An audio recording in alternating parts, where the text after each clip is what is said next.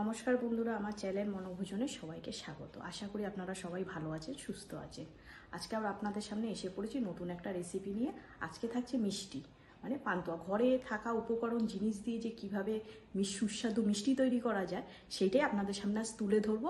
তবে বন্ধুরা, আমি যে উপকরণগুলো নিয়েছি সেগুলো একবার আপনাদের দেখিয়ে দিয়েছি। সুজি, গুঁড়ো দুধ, লিকুইড দুধ, চিনি, ঘি, আর তার সঙ্গে থাকছে ছোটো এলাচ। পান্তুয়াটা তৈরি করব সেটাই আপনাদের সামনে আজকে দেখাবো। এটা গ্যাসটা জ্বালিয়ে দিচ্ছি, এটা গরম হয়ে গেছে চাটুটা। এবারে আমি ঘি দিয়ে দিচ্ছি। ঘিটা গরম হয়ে গেছে, এবারে এই বাটির এক বাটি সুজি নিয়েছি, এই সুজিটা আমি দিয়ে দিচ্ছি। ঘিটা দিয়ে ভালো করে মিশিয়ে এটাকে ভালো করে ভেজে নেবো।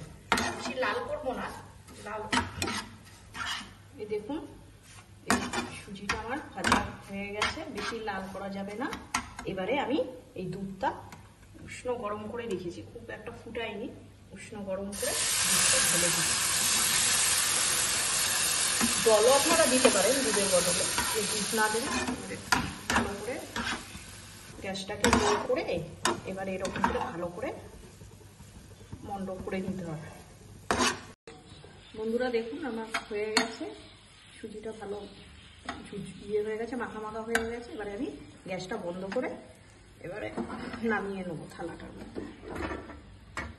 শিরাটা তৈরি করে নেবো। এই বাটির এক বাটি চিনি নিয়েছি, চিনিটা ঢেলে দিলাম, আর এই বাটিরই 2 বাটি জল দেবো।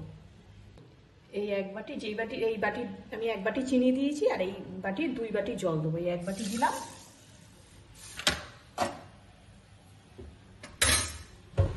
এই শিরাটা তো আমি বসিয়ে দিয়েছি গ্যাস, মানে আমি তারপরে এই সুজির মন্ডটা করে নিই।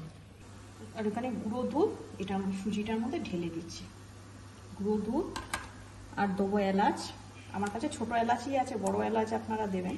আমার বড় এলাচটা নেই বলে ছোট এলাচটা দিচ্ছি।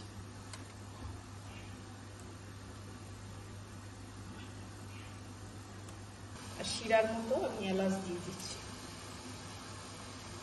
একটু দেবো বেকিং সোডা, সামান্য অল্প। এর মধ্যে ঘি, চামচের 1 চামচ হাতে করেই নিলাম, ময়দাটা দিয়ে দিচ্ছি এটার মধ্যে। দিয়ে এটাকে ভালো করে মেখে নেব।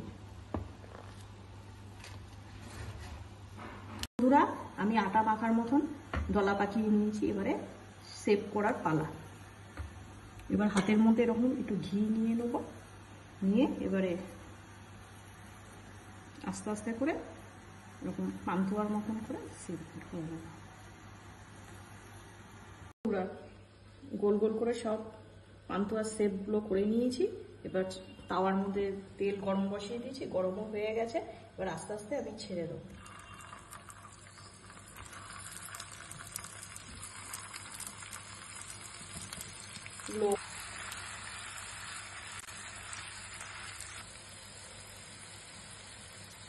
লাল লাল করে ভাজা হয়ে গেছে পান্তুয়াগুলো, এবার আমি তুলে নিচ্ছি। আর বাদ বাকিটা ভাজা হচ্ছে, যেগুলো ভাজা হয়ে গেছে সেগুলো তুলে রসের মধ্যে দিয়ে দেবো আস্তে আস্তে। রসটা আছে, রসের মধ্যে ছেড়ে দিচ্ছি। এটা গরমই আছে।